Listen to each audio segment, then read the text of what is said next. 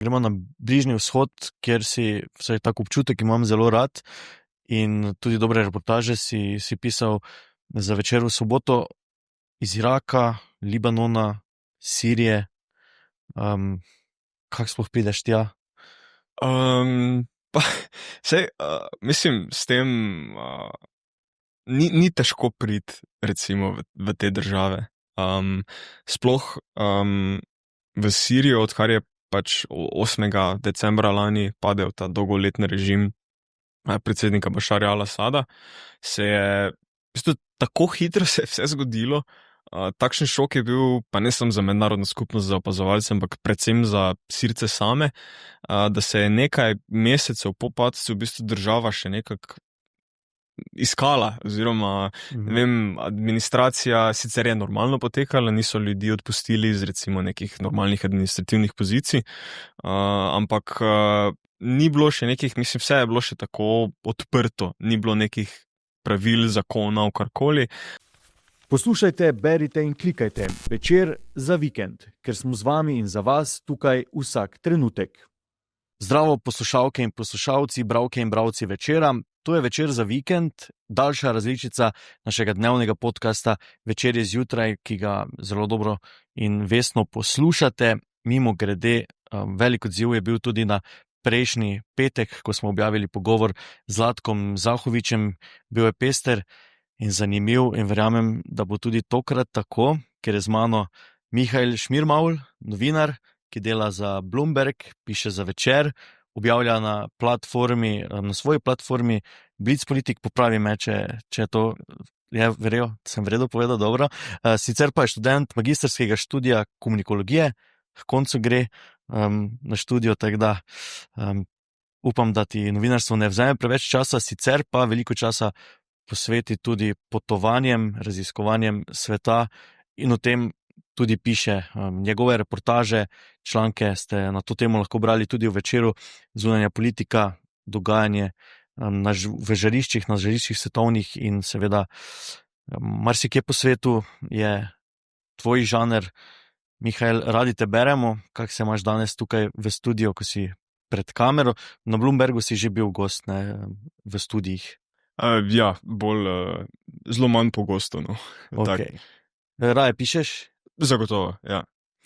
Z Mihaelom sva se odločila, da se bova danes dotaknila aktualnih svetovnih žarišč, ne bova pa govorila o Ukrajini in Palestini, ker o tem lahko veliko berete tudi sicer, med drugim vabljeni k ogledu podcasta Ringerspiel, v katerem je Jasmina Cehnar govorila z Ano Tasić, humanitarko v preteklosti na Zahodnem bregu. Zelo dober pogovor, si ga prebral in poslušal? Si ga prebral. Ok. Še ena varianta, ko raje posežeš po pisani besedi kot po videu ali audio formatu? Pa odvisno zdaj od situacije tudi. Recimo, zelo pogosto hodim sploh na delo v pisarno peš, pa mi zjutraj ob kavi, oziroma se ustavim, vzamem eno kavo za zraven, pa poslušam razne podcaste, tako da odvisno zdaj od priložnosti. No. Mihael, izval sem te, ko smo se pripravljali na ta pogovor, da izbereš nekaj teh svetovnih žarišč. O čem bi lahko danes govorila, kaj si izbral, a pa mogoče, če našteva te, o katerih ne poročamo mediji tako pogosto, kje se po tvojem mnenju v tem trenutku krešajo zadeve po svetu? Recimo, po mojem mnenju je trenutno nekako največje krizno žarišče, katero nima toliko medijske pozornosti, je zagotovo Sudan, katerega so pred kratkim tudi Združeni narodi označili za največjo humanitarno krizo na svetu. Tako da recimo tale državljanska vojna v Sudanu, ki se je začela skoraj dobri 2 leti nazaj, je tisto neko križno žarišče, katero nima dovolj pozornosti, po mojem mnenju. Potem je tukaj tudi državljanska vojna v Mjanmaru, ki traja že od 1. februarja 2021, ko je takrat vojaška oziroma vojska strmoglavila to civilno vlado Nobelove nagrajenke za mir Aung San Suu Kyi. Od takrat dalje v bistvu se ta državljanska vojna je zgolj slabša oziroma zgolj postaja čedalje bolj krvava. Je pa problem tudi tako v Sudanu, kot pa recimo tudi v Mjanmaru, da so te državljanske vojne, ti konflikti zelo zapleteni, ker ni zgolj, neke klasične razmejitve, kdo je dobrega in zla, mogoče v Mjanmaru malo bolj kot pa v Sudanu, ampak tudi v ta konflikt spetih toliko različnih etničnih oziroma interesnih skupin, da pa tudi relativno za zahodno oziroma slovensko občinstvo nepoznane države so to, ki na prvi pogled morda stojijo na nekih oziroma stojijo v nekih oddaljenih, nepomembnih regijah, ampak to tudi ni resno. Tako da Mjanmar, Sudan, Demokratična republika Kongo oziroma vzhod Demokratične republike Kongo je neko takšno žarišče, o katerem se je sicer mogoče malo več pisalo in govorilo kot o Sudanu in Mjanmaru, sploh zaradi tega, ker se je pač ta konflikt začel oziroma ponovno začel v letošnjem letu, medtem ko recimo državljanska vojna v Sudanu traja že 2 leti, v Mjanmaru tudi 4 leta. Potem ena zadev, ta večni, pa ne bom zdaj rekel mogoče sod smodnika, ampak večna kriza je tudi na Haitiju, tistemu pač državi na zahodni polobli, francosko govoreči državi v Latinski Ameriki oziroma v Severni Ameriki, kjer bi tudi lahko humanitarno situacijo opisali kot eno od najhujših na svetu, z lakoto, z ogromno nasilja, recimo ta prestolnica Haitija, ta Port-au-Prince, obvladajo ga tolpe. Lani se je oblikovala, oziroma predlani še celo se je oblikovala ena kontaktna skupina pod vodstvom Kenije, sicer z ameriško podporo. Torej Kenija je tja poslala več tisoč policistov, da bi situacijo umirili, ampak se zadeva pač ne samo, da se ni izboljšala, ampak je postala hujša. Ampak so pa tukaj vedno neka žarišča, krizna žarišča v Afriki, o katerih se ne poroča dovolj. Recimo tale v Sahelu so tudi ti mednarodni komentatorji poimenovali en skupino držav, v bistvu pas državnih udarov, ker so v zadnjih nekaj letih doživele različne državne udare se strani vojske. To so države kot so Burkina Faso, Mali, Niger, Čad in pa centralna oziroma Srednja Afriška republika. Tako da ja, to nekako to. Sicer so tudi druga krizna žarišča, recimo konflikt med Pakistanom in Indijo, ki se je do zdaj malo tudi umiril, ampak je to pač nek večen sod smodnika. O tem si pisal v Večeru, o tem smo govorila v eni od epizod za Večerje zjutraj, takrat si kar dobro pojasnil nam, recimo laikom, zakaj se gre, praviš, da se je zadeva tam umirila.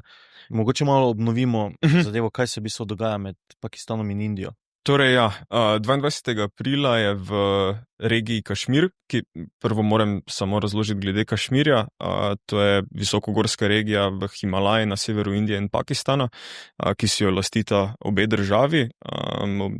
Tukaj v bistvu celoten nek izvor konflikta sega v leto 47, ko so Britanci po dobrih 200 letih zapustili indijski podkontinent in potem pač risali relativno hitro in neizobraženo risali meje med tema novima državama, torej Pakistanom in Indijo. In skratka, v Kašmirju je živela oziroma živi večinsko muslimansko prebivalstvo, kar je v bistvu povod za to, da si Pakistan prisvaja tole ozemlje. Medtem ko je v tistem času, ko so Britanci zapuščali Indijo, regiji vladal en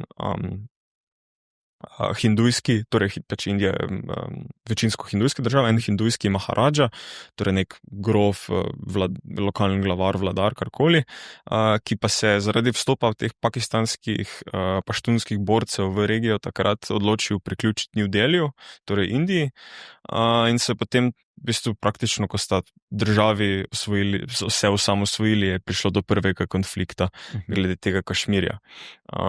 Tukaj je vredno tudi omeniti, da del Kašmirja nadzoruje med drugim tudi Peking, ki ga je pridobil v 50 letih, če se ne motim, v vojni z Indijo. Kašmir pa ima v bistvu je zelo velikega pomena tako na recimo verskem področju, na področju nekih surovin, recimo v Kašmirju. Iz Kašmirja prihajajo največje reke azijskega kontinenta, ki so recimo sploh za Indijo, Pakistan pa tudi Kitajsko velikega pomena zaradi ogromnih teh populacijskih središč v teh državah, pa tudi Pakistan je recimo relativno suha država.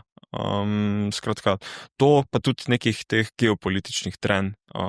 Tako da, skratka, Kašmir je ta nek sod smodnika oziroma jabolko spora od nekdaj bil med Indijo in Pakistanom in tukaj dvomim, da se bo kaj čez, ne vem, 50, 15, 20 let spremenilo. Skratka, v bistvu 22. aprila je bil v indijskem delu, v ozemlju Kašmirja, ki ga upravlja Indija, storjen en terorističen napad, za katerega je pač odgovornost Indija pripisala Pakistanu. Kar ni tako, da bi rekel, za lase privlečena obtožba, zaradi tega, ker je Pakistan v preteklosti dosti velikokrat podpiral s finančno pa materialno podporo različne te teroristične organizacije, ki so potem napade izvajale v Indiji, pa tudi v Afganistanu. Tako da ja, po tem terorističnem napadu v bistvu se do prvega tedna oziroma prvega tedna maja je bilo neko obdobje naraščanja napetosti, ko se v bistvu sploh ni vedelo, kako se bo Indija odzvala. Potem znotraj Indije so naraščali različni pritiski, naj nekaj stori proti Pakistanu in potem je, mislim, da v prvo sredo meseca maja ali drugo sredo meseca maja je potem z letali napadla določene cilje v pakistansko obvladanem Kašmirju in pa tudi v regiji Pandžab. Samo da povem, da pač regija Pandžab je recimo najbolj pomembna regija znotraj Pakistana, največ prebivalstva, pakistanska tale vojaška nomenklatura večinoma prihaja iz te regije, tako da že s tem napadom na regijo Pandžab je Indija neko rdečo, ta red line prešla in skratka, to je prišlo je do nekih spopadov med Indijo in Pakistanom, ogromnih spopadov z zračnimi silami obeh držav, pri čemer je tukaj zelo pomembna točka bila tudi to, da je Pakistan uporabljal kitajsko vojaško tehnologijo, ki se je izkazala za zelo uspešno proti indijskim letalskim silam, ker v bistvu Pakistan ima zelo močno podporo Pekinga tudi. In tukaj so prišla neke obtožbe iz Indije, predvsem na račun Pekinga, da na ta konflikt gleda tudi kot neko posredniško vojno, ker vseeno Kitajska v zadnjih 40 letih ni bila nobene vojne. In kakršenkoli konflikt, v katerem se uporablja kitajsko orožje, pač Kitajska gleda na neko preizkušnjo, kako se ta oprema oziroma kako se njihova tehnologija postavlja ob robu z zahodno tehnologijo, ki je recimo Indija v tem spopadu s Pakistanom uporabljala. Skratka, to je prišlo do neke izmenjave ognja, do nekih manjših, sicer bolj omejenih spopadov med Indijo in Pakistanom, ampak so se potem zadeve precej, recimo, umirile po kakšnem tednu napetosti, sicer tudi zaradi tega, ker sta obe strani v lastnih medijih razglasili zmago. Ja, to v bistvu so mediji v obeh državah razglasili zmago, kljub temu, da pač je nekega nedorečeno je bilo na koncu vse skupaj, no. Ampak tukaj dve zanimivi točki, kaj sta od tukaj iz tega prišla, sta po mojem mnenju to, da Indija ima recimo v zadnjih 5-10 letih bolj je prišla iz nekih regionalnih ambicij k globalnim ambicijam. Recimo želi zamenjati Kitajsko kot tovarno sveta, pospešeno privablja predvsem zahodne tuje investicije, seli recimo kakšna farmacevtska podjetja selijo ta proizvodnjo, tehnološka podjetja čedalje bolj stavijo na Indijo. In zaradi tovrstnih konfliktov oziroma napetosti v svoji regiji je pač Indija primorana svojo pozornost spraviti nazaj v regijo, medtem ko bi na primer se želela ukvarjati z drugimi stvarmi, ne. Tukaj tudi vredno omeniti to, da je lani bila v Bangladešu majhna recimo revolucija, kjer so odstavili dolgoletno premierko Sheikh Hasino, ki je z Indijo kar precej dobre odnose ohranjala, in zdaj te nove oblasti v Bangladešu so tudi relativno protiindijske. In zdaj, če pogledaš geografijo Indije, ima zdaj na zahodnem in na vzhodnem krilu probleme pa težave. Pa tudi vseeno, ko sem prej govoril o Mjanmaru, Mjanmar je tudi vzhodna soseda Indije, tako da ja, to je nekako to glede konflikta, sicer pa tudi, da še omenim pri Pakistanu. Pakistan ima ogromno težav tudi na recimo lastnem gospodarskem področju, skratka inflacijo, domači nemiri, potem ko je recimo Pakistanu velja, da je v bistvu vojska je oblast. Oblast ima vojska, to je že nekaj malo let po osamosvojitvi je pač vojska se uveljavila kot največji in gospodarski in politični akter v državi. Recimo večina nekih industrij znotraj Pakistana obvladuje vojska, recimo telekomunikacij do logističnih podjetij. In skratka, vojska je tudi odstavila leta 2022 tistega izjemno priljubljenega premiera Imrana Khana, bivšega igralca kriketa, ki je tudi skušal recimo zamejiti moč vojske, ne. In potem, ko so ga odstavili, je prišlo do precej nemirov znotraj Pakistana, tako da vojska se mora ukvarjati z gospodarskim področjem, z temi družbenimi nemiri znotraj države, potem tudi z okoljskimi problemi. Naj spomnim, da 3 leta nazaj je bila tretjina Pakistana pod vodo, ko so prišle tiste močne poplave reke Ind, pa tudi nima več nekih dobrih odnosov z svojo zahodno sosedo Afganistanom, ki pa ker v bistvu recimo Afganistan ne priznava meje med Pakistanom in Afganistanom in je tudi velikokrat prišlo do različnih nekih terorističnih napadov, ki so bili izvedeni na pakistanski strani meje, potem v svoji regiji, ki se imenuje Balučistan na jugozahodu, se sooča z precej nekih etničnih nemirov in vstaj, uporov predvsem, kar pa v končni fazi lahko Indija z namenom, da bi jo šibila Pakistan, tudi izkoristila v svoj prid, ne. Tako da ja, pač tako kot sem povedal, pač te napetosti, recimo zdaj so se nehale, te neposredne napetosti, ampak ta regija bo postala sod smodnika, sploh z čedalje večjim posledicami podnebnih sprememb, ker vseeno Indija in Pakistan skupaj imate recimo 1,8, mogoče malo manj milijarde ljudi, kar je neprimerljivo veliko in s čedalje večjimi posledicami podnebnih sprememb, ki bodo recimo manjšale te obdelovalne površine, to rastjo populacije v obeh državah, ki sicer malo umirja, ampak vseeno, ja, bo to ostalo še v bistvu regija, oziroma zažarišče za naslednjih ne vem koliko let. Koliko konflikti v Indiji vplivajo na to njihovo željo po gospodarski rasti? Enkrat smo se o tem že pogovarjali, ne, da Zahoda želijo investirati tam korporacije, potem pa se dogajajo ti konflikti, verjetno to je lahko neka provokacija s pomočjo tudi Kitajske, ne, ki skuša ohraniti ta svoj status. Tukaj mogoče, s tem mogoče se ne bi toliko strinjal, ker recimo Kitajska sicer se še vedno velja za tovarno sveta, ampak Indija tudi k sebi vabi veliko tovarn, ki so v Kitajski že na zadnjih 20-30 let in za katere je mogoče v določeni fazi tudi Kitajska postala predraga. Recimo tukaj naj omenim na čedalje večjo vlogo Vietnama, kamor se seli določena ta bolj, da bi temu rekel, enostavna proizvodnja, s katero je v bistvu takrat, s katero je Kitajska začela tole gospodarsko renesanso pod tistim voditeljem Deng Xiaopingom v v 80 letih. Sicer Indija recimo zahodnim podjetjem omogoča tudi ta sploh outsourcing storitev, ker vseeno Indija je država z največjim številom govorcev angleščine na svetu. Tako da tukaj veliko pač teh zahodnih podjetij seli svoje te customer support oddelke, ostale pač storitve. Sem že opazil v svojem delu, ne, sploh, mislim, povezano tudi z socialnimi omrežji in našim delom, ne, smo na to že naleteli. Pač recimo v Indijo se na veliko selijo storitve, ki naprimer se ne selijo toliko na Kitajsko.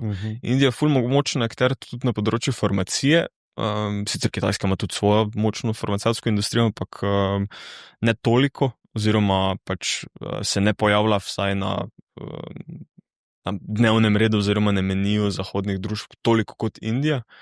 Ampak so tukaj tudi zelo pomembne države v jugovzhodni Aziji, recimo Vietnam, Indonezija, ki so tudi zelo atraktivne za zahodna podjetja. Poleg tega pri Vietnamu sploh pomembno to, da Indija ima mogoče, pa naj bom cinična pa karkoli, ampak ima eno slabost in to je, da je v bistvu demokracija.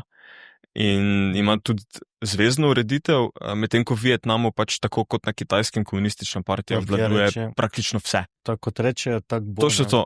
In v Indiji, recimo, to je dober primer, je, da recimo neka indijska zvezna država v notranjosti podkontinenta želi do najbližjega pristanišča, do katerega sta recimo dve zvezni državi, zgraditi neko železnico, ker želi v svoji prestolnici te zvezne države recimo zgraditi enih par tovarn, privabiti zahodne investicije, dvigniti zaposlenost, pač te ostale zadeve.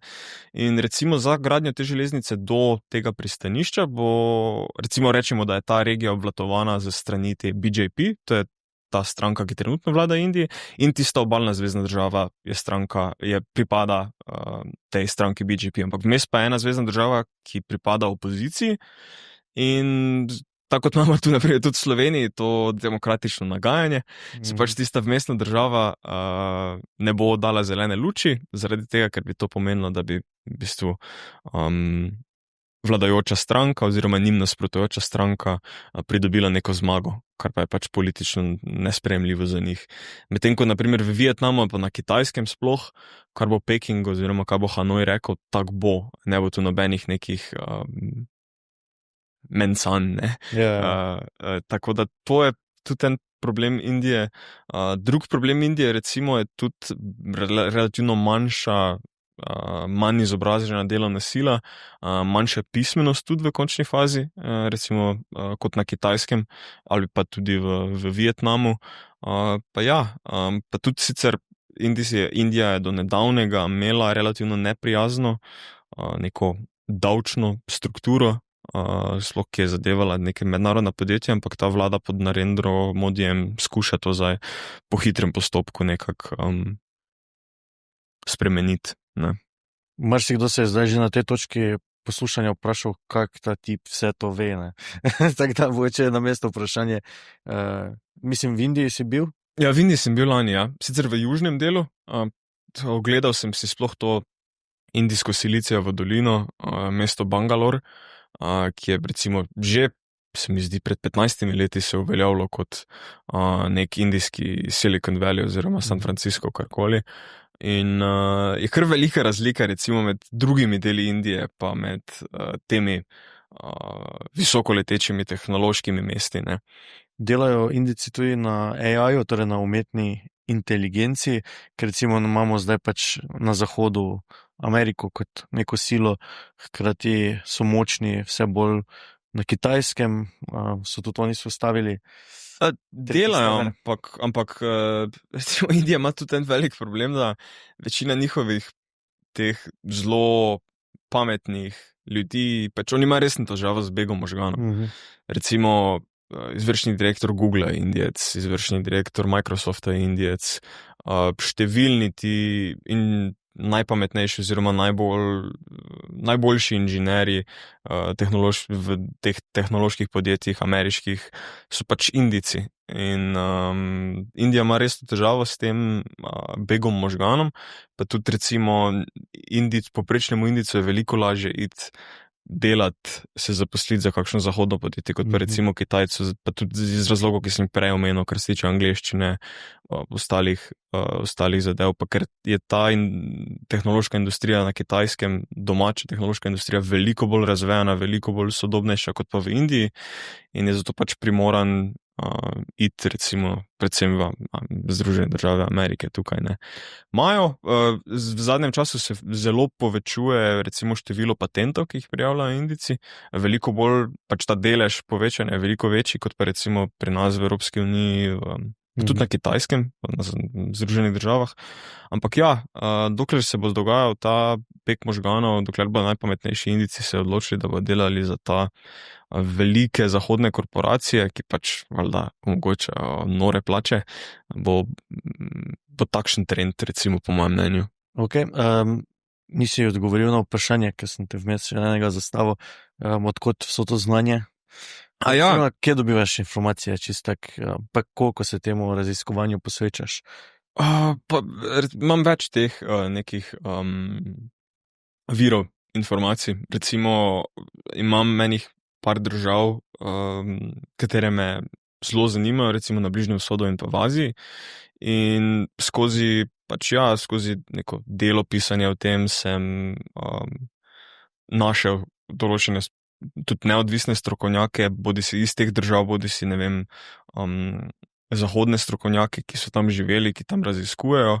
In veliko teh strokovnjakov je objavila, oziroma tako rečem, freelanca samih na tej novi platformi Substack, kjer tudi recimo, kot si omenil prej, Blitzpolitik, kjer tudi sam objavljam. In je relativno v bistvu jih je lahko najti, ker ti ljudje so ponovadi ali delovali prej v akademskem svetu za razne možganske truste, ali pa se tudi mogoče začeli kariero z novinarstvom, ampak so se potem odločili nekako za samostojno pot, zaradi tega, ker pač ni neke uredniške politike, ki bi bila nad njimi, ali pa so mogoče presodili, da lahko več iztržijo za neko samostojno potjo. Tako da moje največ informacij prihaja iz teh recimo nekih, ustvaril sem si mrežo nekih teh ljudi, ki jih pogosto spremljam, ki so strokovnjaki za določeno regijo, področje, karkoli, in pa to, da v bistvu grem sam, ali pa berem kakšno dobro knjigo o specifični državi oziroma regiji, neko zgodovinsko, ker vseeno pač razumevanje zgodovine v zunanji politiki pa geopolitiki je ključno, da si sploh razumeš, zakaj so ta neke interesne skupine tukaj, zakaj se določeni akterji obnašajo na ta način ali drugačen način. In pa tudi s tem, da pač obiščem regijo, ne, pa se sploh pač pogovarjam z lokalnimi ljudmi, pa od vsega o tem, kakšno je življenje, kaj so njihovi strahovi, kaj želijo doseči v življenju, kako poteka vsak dan, recimo, če smo bili pri Indiji, v Bangaloru, tem mestu. Tako, v bistvu kombinacija vsega skupaj, no. In zdaj gremo na tvoja zadnja potovanja, oziroma gremo na Bližnji vzhod, kjer si, vsaj tak občutek imam zelo rad, in tudi dobre reportaže si pisal za Večer v soboto iz Iraka, Libanona, Sirije. Kako sploh prideš tja? Mislim, s tem ni težko priti recimo v te države. Sploh v Sirijo, odkar je pač 8. decembra lani padel ta dolgoletni režim predsednika Bašarja al-Asada, se je v bistvu tako hitro se je vse zgodilo. Takšen šok je bil, pa ne samo za mednarodno skupnost, za opazovalce, ampak predvsem za Sirce same, da se je nekaj mesecev po padcu v bistvu država še nekako iskala, oziroma ne vem, administracija sicer je normalno potekala, niso ljudi odpustili iz recimo nekih normalnih administrativnih pozicij, ampak ni bilo še nekih, mislim, vse je bilo še tako odprto, ni bilo nekih pravil, zakonov, karkoli. Zato recimo v Sirijo, ko sem jo obiskal marca, sem v bistvu praktično sam prečkal mejo iz Libanona v Sirijo, dobil štempelj v pasu, v potnem listu in se odpravil. Sicer zdaj, ko se je država malo pobrala na noge, ko je vzpostavila neke te institucije, sisteme upravljanja, zdaj imajo to bolj urejeno, imajo tudi e-vizo recimo, pa tudi dosti več teh bližnjevzhodnih letalskih družb zdaj leti za Sirijo. Takrat pa še je bilo vse nekako nedorečeno, oziroma divje zahodnjaško. No. Se na teh potovanjih, raziskovanjih, ki bi se tudi pišeš od tam, počutiš varnega? Sploh v recimo Libanonu in Siriji, ki sem jo obiskal letos. Najbolj me recimo, pa ne bom rekel zdaj skrbelo, ampak najslabše sem se počutil lani, ko sem obiskal Irak.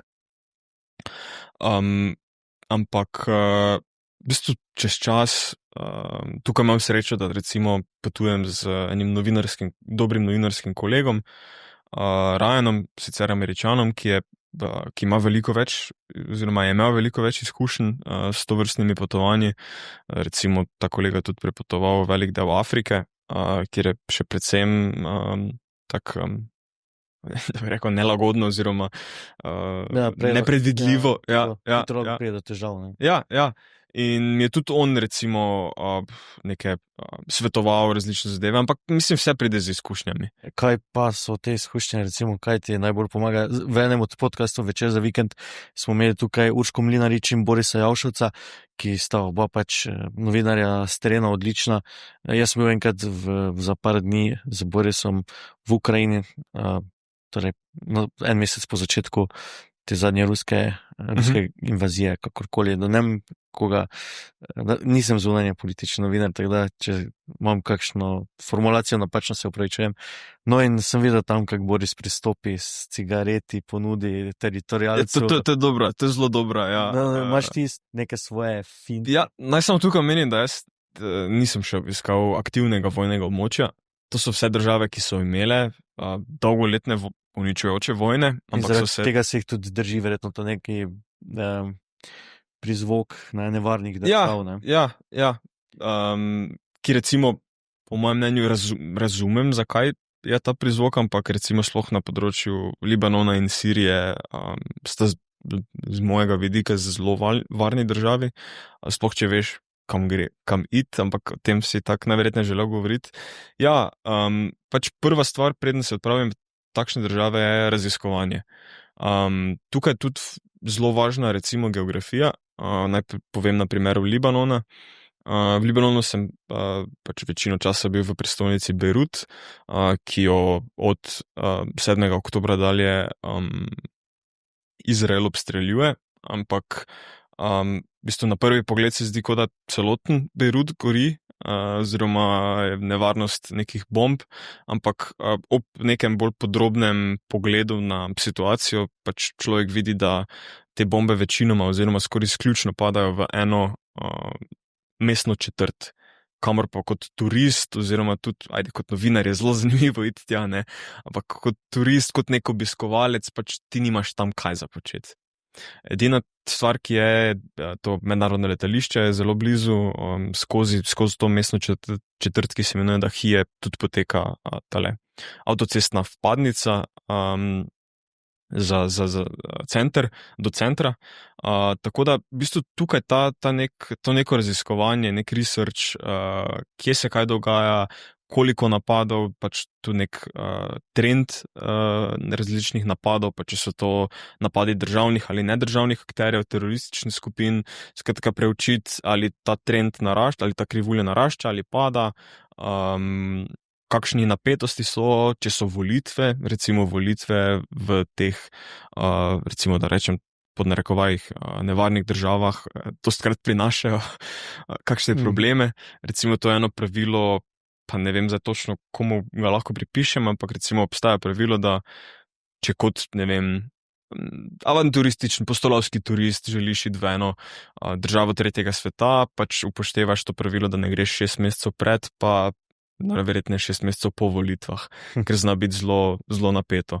Ne, tako da v bistvu samo raziskovanje potem tukaj tudi zelo pomaga, da ima ta kolega Ryan, s katerim potujem po Bližnjem vzhodu, uveljavljeno eno mrežo kontaktov, raznih svetovalnih družb, in ker pač sva oba dva, recimo, novinarja na začetku kariere, relativno brez nekih močnih finančnih mišic oziroma globokih žepov, pač se naju, da tako rečem, se naju en direktor enega tega mednarodnega svetovalnega podjetja usmilo, pa v bistvu nam daje brezplačne nasvete določenih regij, ker oni pač ta mednarodna svetovalna podjetja, sploh ki delujejo z različnimi mediji, imajo te mreže fikserjev, torej lokalnih nekih zaposlenih v teh državah, ki novinarjem, poslovnežem, komorkoli, ki prihajajo v te države, pač pomagajo glede teh varnostnih vprašanj.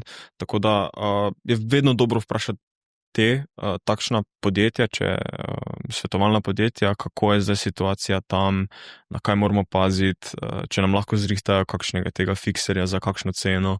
Tako, ampak tukaj v Libanonu in Siriji tega nisem potreboval. Recimo s kolegom sva najela eno fikserko za gibanje izven sirske prestolnice Damask, ker pač obstaja določena mera, oziroma takrat še marca, obstajala določena mera neke nevarnosti, ampak se je izkazalo, da v bistvu ni bilo potrebno.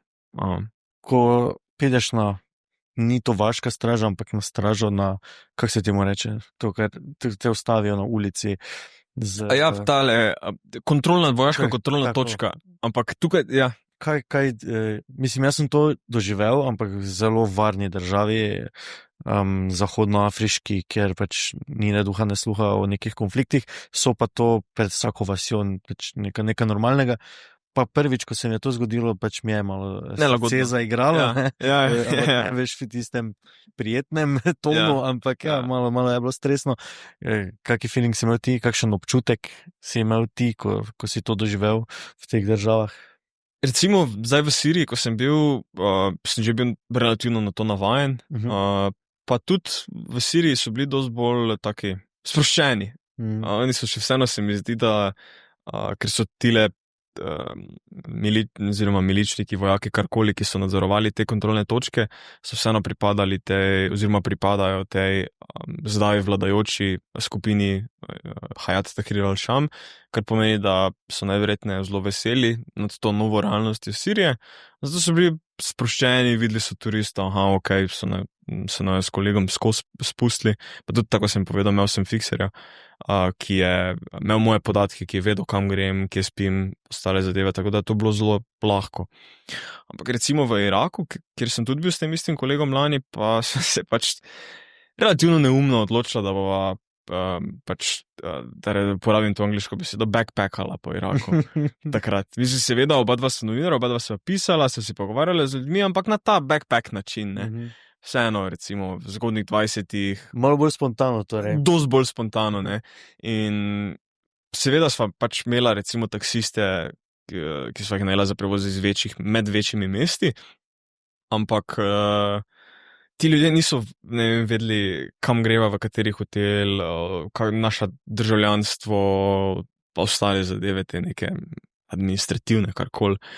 In problem tudi v Iraku je, da medtem ko v Siriji, vsaj to, kaj sem jaz, tam, kjer sem se jaz gibal, je te kontrolne točke nadzorovala ena skupina, v Iraku pa določene kontrolne točke nadzorujejo vojska, določene kontrolne točke nadzorujejo te milice oziroma te militantne skupine s podporo Irana.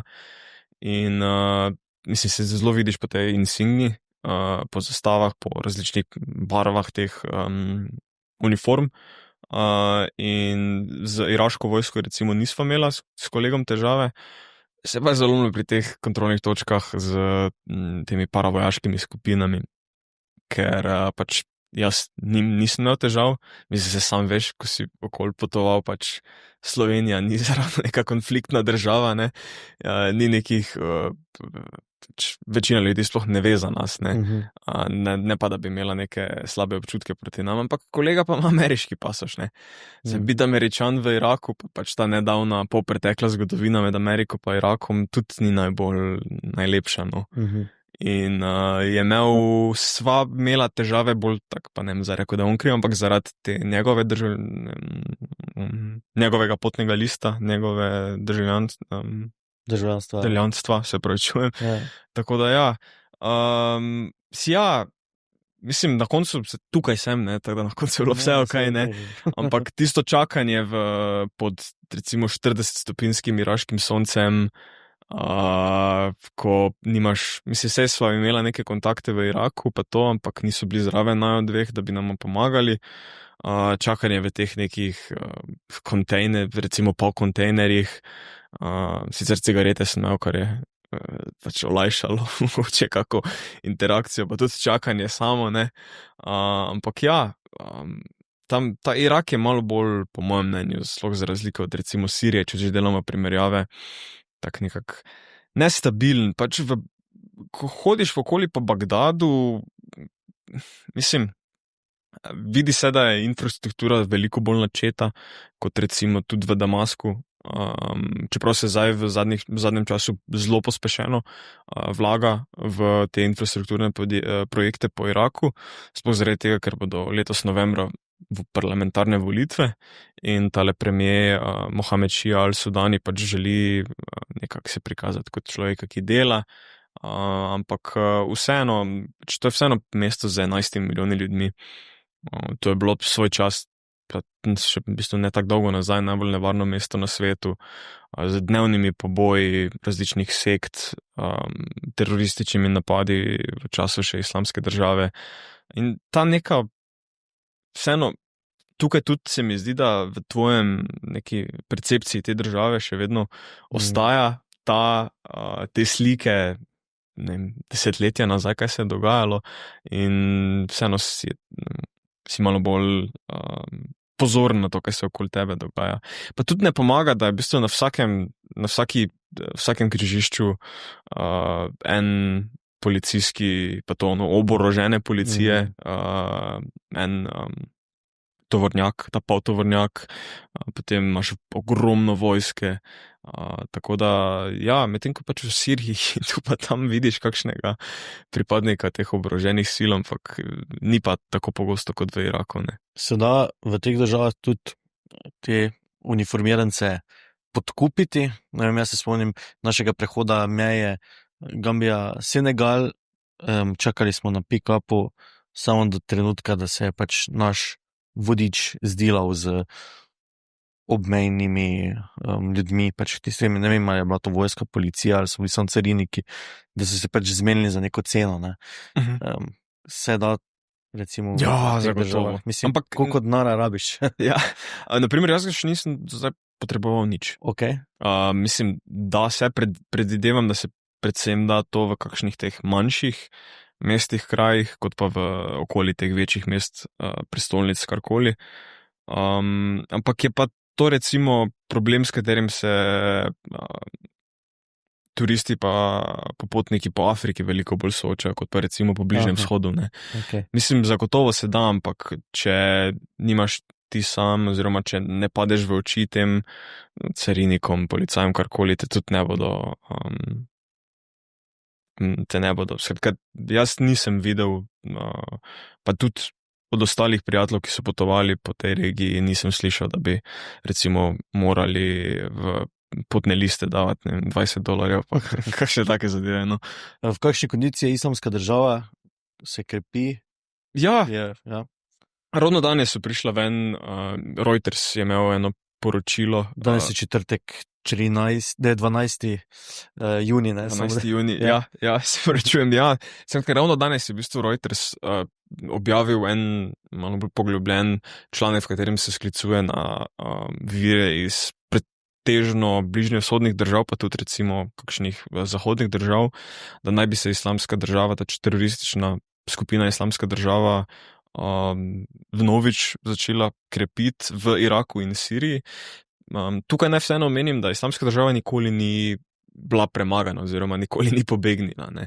Mislim, res, da se Islamska država na Bližnjem vzhodu, torej v Iraku in Siriji, je bila premagana, recimo leta od 2017 do 2019 je bilo pač znano, da vsak čas pa bodo izgubili vsa neka ozemlja oziroma kontrolo nad vsemi ozemlji, ki so jih nekoč imeli.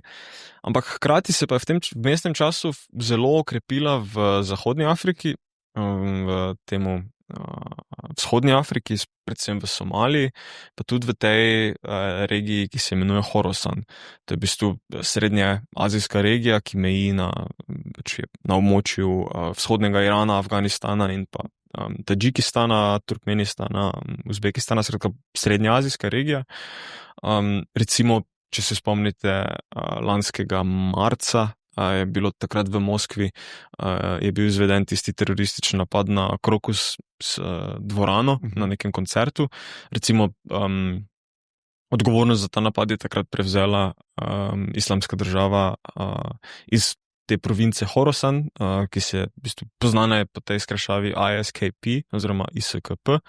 Tako da v bistvu Islamska država nikoli ni bila premagana, ampak se je samo v druge regije po svetu, kjer je pač videla večjo priložnost zaradi recimo napačnega upravljanja tamkajšnjih držav, gospodarskih težav, v bistvu šibkosti institucij v teh državah oziroma regijah teh držav, se je pač začela krepiti. Recimo zanimivo je bilo poročilo v letošnjem letu, da naj bi ta izpostava Islamske države v Somaliji bila odgovorna za v bistvu največ prihodkov od vseh teh nekih provinc oziroma izpostav Islamske države po svetu. Ne. Skratka, ja, ampak da se vrnem nazaj na to poročilo, ki ga je danes v četrtek 12. maja junija, se pravi, če se ni tako nujno, ampak je. Reuters objavil, da naj bi se prav specifično v Siriji in pa v Iraku začela krepiti. Torej, tukaj iz dveh razlogov. V Siriji je še vedno, pa zdaj recimo malo manjši, ampak odkar je padel ta režim Bašarja al-Asada, je nastal nek vakum. Te nove oblasti se trudijo oziroma so se trudile ga zapolniti, pri tem jim je pomagal ameriški predsednik, ki je takrat maja odpravil vse te gospodarske sankcije, ki so bile sprejete proti Siriji, zato da, mislim, največji razlog, zakaj bi ta islamski ekstremizem sploh, pa zakaj bi lahko do vnovičnega spona Islamske države prišlo, je zaradi teh nekih tudi gospodarskih stisk, razlogov povezanih z gospodarskimi stiskami, sploh pretežno tega sunitskega prebivalstva Sirije, ki je takrat pred desetletjem gradilo neko hrbtenico tiste Islamske države, ki smo vsi gledali na televiziji. Predvsem zaradi tega, ker je to sunitsko prebivalstvo Sirije še v času Bašarja al-Asada, pa tudi njegovega očeta, torej 50 let dinastije Asad, ki je vladal v Siriji 50 let, je pač to sunitsko prebivalstvo bilo precej marginalizirano. Niso imeli dostopa do najvišjih služb v recimo državni upravi, to je bilo vedno rezervirano za to manjšino alavitov, tudi ene ločnine islama, kateri je pripadal sirski predsednik. In v bistvu ta poročilo Reutersa se osredotoča predvsem na to, da naj bi Islamska država izkoristila tale vakum, ki je nastal po padcu Asada in pač izkoriščala te neka trenja znotraj družbe, pa če so to zaradi različnih, ne vem, političnih, sploh predvsem gospodarskih razlogov. Medtem ko zgodba v Iraku je relativno drugačna, pač v Iraku to sektaško nasilje, ki je nastalo potem po padcu diktatorja Sadama Huseina, ki so ga odstavili Američani leta 2003, to sektaško nasilje, ki je pač državo res, mislim, uničevalo na začetku tega stoletja, se je nekoliko umirilo v zadnjih letih, sploh s padcem Islamske države, ampak nikoli pa ni v bistvu šlo vstran. Predvsem zaradi tega, ker za razliko od zdajšnje Sirije, kjer so pač večino teh pomembnih položajev v državi prevzeli sunitski Arabci, je pa v Iraku po padcu Sadama Huseina večino teh položajev prevzela ta šiitska ločnina islama.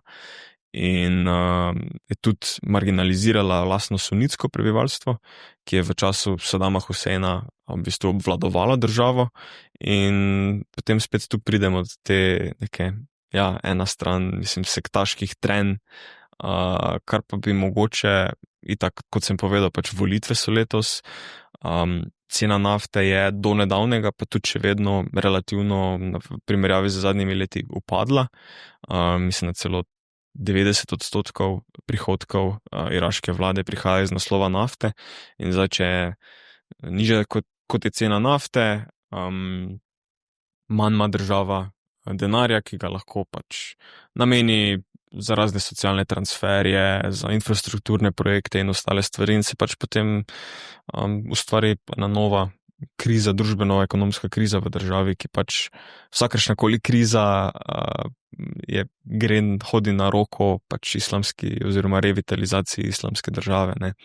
Ampak ta poročila so za zdaj še relativno omejena, tako da je prišlo do raznih preprečitev napadov islamske države po Iraku in Siriji letos, ampak če pa pogledamo za neko večletno gibanje, pa so tile napadi na pač zelo nizki ravni, tako da, ampak jaz na to gledam kot neko predhodno opozorilo, no.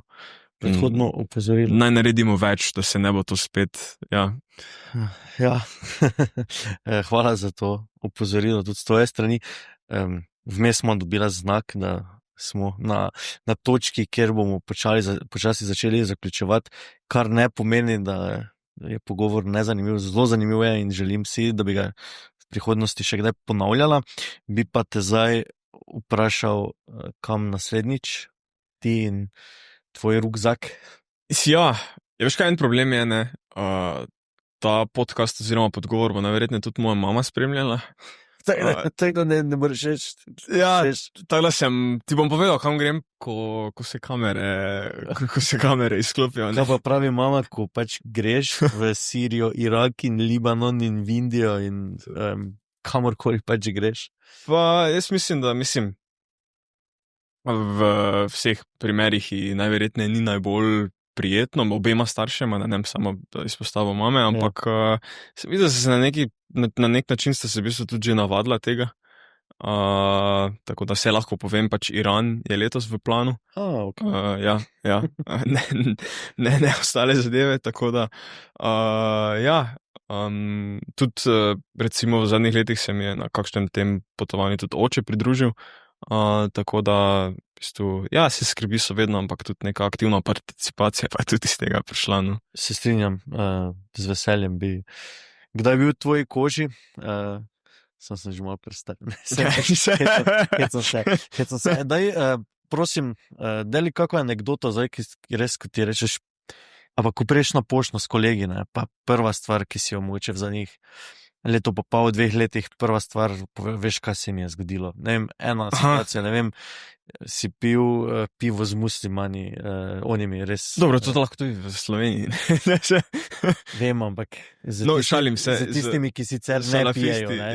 Tako, ne vem, imaš kako tako zgodbo, ki bi jo danes lahko delil z nami? Mislim, recimo, prvo se spomnim, enih par, ampak prvo, kaj se spomnim, je, da so me za nekaj časa v tem južnem Iraku v mestu Karbali, ki je za šiitske muslimane sveto mesto, so me zaradi teh pač fug oziroma teh nikotinskih vrečk v bistvu priprli za nekaj časa zaradi tega, ker so mislili, da pač je tihotapim hašiš not v to svetišče oziroma mošejo tega imama Huseina, pač itak noben ni znal angleščine govoriti tam, jaz nisem znal oziroma ne znam arabščine, Google prevajalnik je nekako pomagal, ampak pač niso poslušali, ne, itak večina jih ni znala brati te naše latinice, kjer je pisalo pač...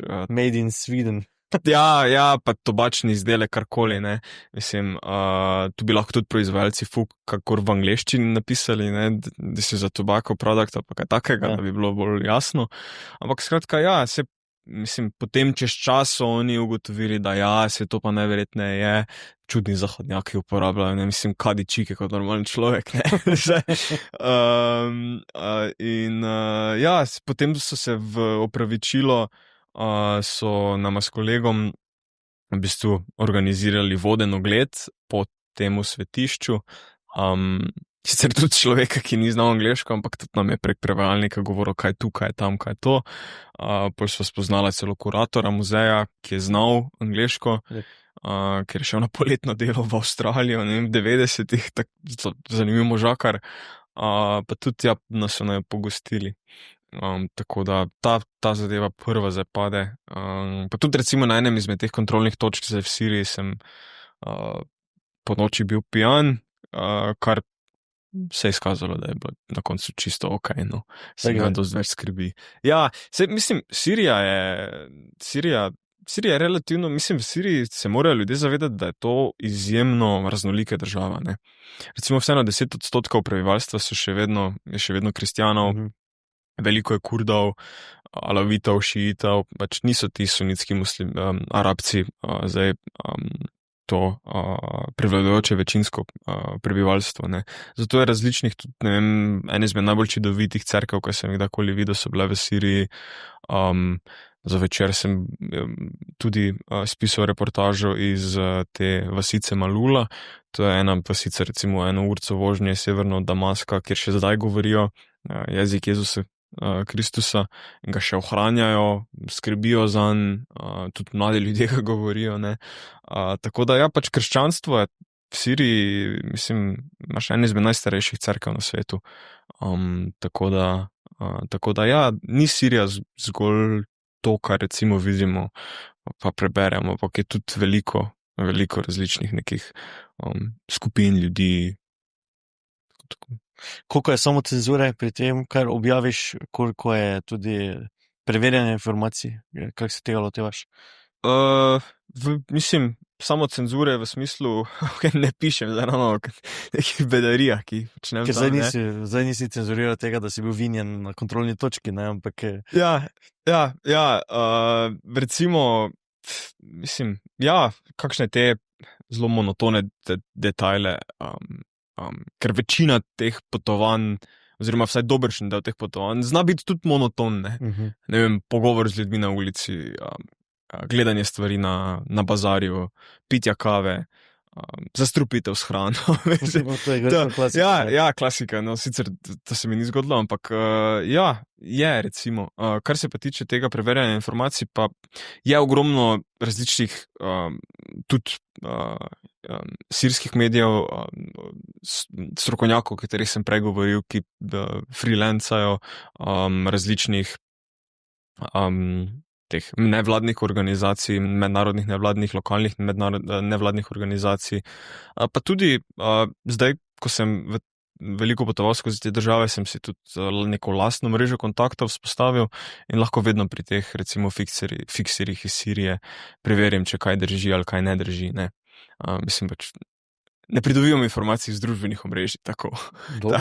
In tudi pojavlja se na družbenih omrežjih tako pogosto kot morda kakšen drug novinar, oziroma nisi influencer novinar, kar je meni zelo všeč, tako da vabljeni k branju vsebin, ki jih pripravi Mihael Šmirmavel.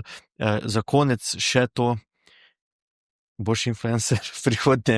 Ne, to ni resno vprašanje. Res za konec, tudi manj resno, ampak vseeno, imaš mogoče novinarskega vzornika ali pa popotniškega vzornika, ne vem, Ervin Hadnik Mihalšič, Boštjan Videmšek, Tomu Križnar, ne vem, kdo je tvoj vzornik?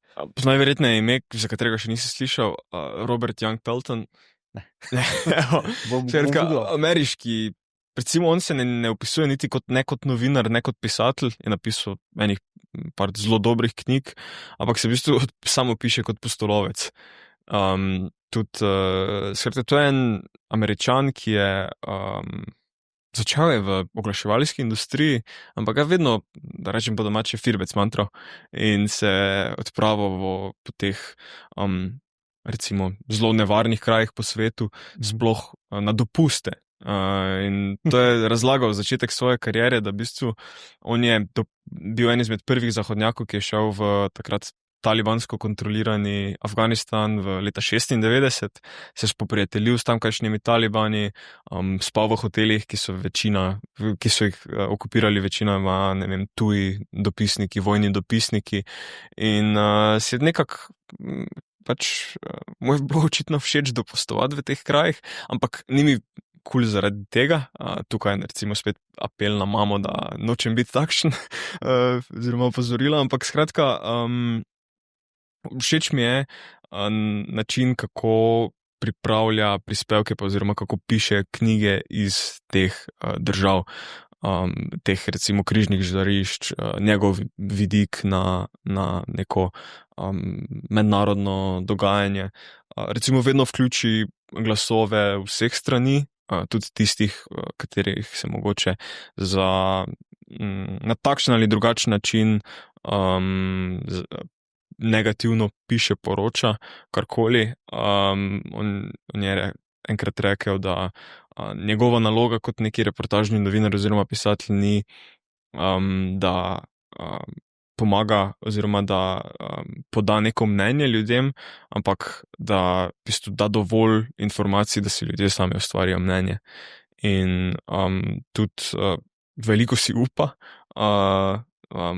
čudovito prozo piše, hodi po krajih, ki nekako pozornost sija na kraje, ki si jo zaslužijo, pa ki jo za takšen ali drugačen razlog ne dobijo. Tako, ja, tudi zelo dobre brke ima, kar je tudi, na primer, stvar, ki sem jo v preteklosti dosti fural, ne. Ja, Robert Young Pelton. Bomo pogooglali, si sposodili za poletno branje, seveda bomo brali pa tudi tebe. Hvala, Mihael Šmirmol, da si bil gost podcasta Večer za vikend, upam, da spet kmalu. Hvala za povabilo. Za konec pa še vsebine, ki jih prinašata naši vikend prilogi. Poslušajte, berite in klikajte Večer za vikend, ker smo z vami in za vas tukaj vsak trenutek. Zdravo, v Večeru v soboto smo znova nanizali vrsto aktualnih tem, s katerimi bo vikend boljši. Borštnikov prstan si bo nadela Nataša Barbara Gračner. V velikem intervjuju pravi: v zadnjem času večkrat zasledim, da igralke ne želijo igrati neemancipiranih žensk. Tega ne razumem, mar ni ravno umetnost tista, ki razkriva razpoke v družbeni strukturi. Pred odhodom na morje preberite, kaj so glavne težave svetovnih oceanov in zakaj se do njih obnašamo, kot da so odlagališče odpadkov in zalogavnik hrane obenem. Urška Mlinarič je obiskala Srebrenico, kjer je bil ob prisotnosti holandskega bataljona Združenih narodov pred 30 leti izvršen genocid nad Bošnjaki. Življenje ni lahko. Redki mladi in matere, ki vztrajajo, so junaki, pravi. V Večeru v nedeljo izpostavljamo: Tomaž Mihelič Marlena je na Kaminu odšel sam, vrnil pa se je z družino. Knjiga z naslovom 33, to ni še ena knjiga o Kaminu, je potovanje skozi materialno, duhovno in intimno življenje. Lara Prašnikar, gonilna sila, da je slovenski ženski nogometni reprezentanci uspel zgodovinski dosežek in preboj v Ligo A lige narodov, gole zabija tudi v elitni nemški ligi. Objavljamo intervju z nogometašico iz Šmartega ob Paki. Naš Gregor Grossman pa piše o wellnessu za moške. Andiamo je upihnil 3. svečko, rojstni dan pa so proslavili s torto, penino, konfeti in dobro razpoloženimi spolnimi delavkami, ki so z obiskovalci rajale do zgodnjih jutranjih ur. In za konec še prebliski z Večera. Gandhi, indijski politik, odvetnik in aktivist, je dejal: skrivnost srečnega življenja tiči v odrekanju. Lep vikend in uspešen nov teden želimo.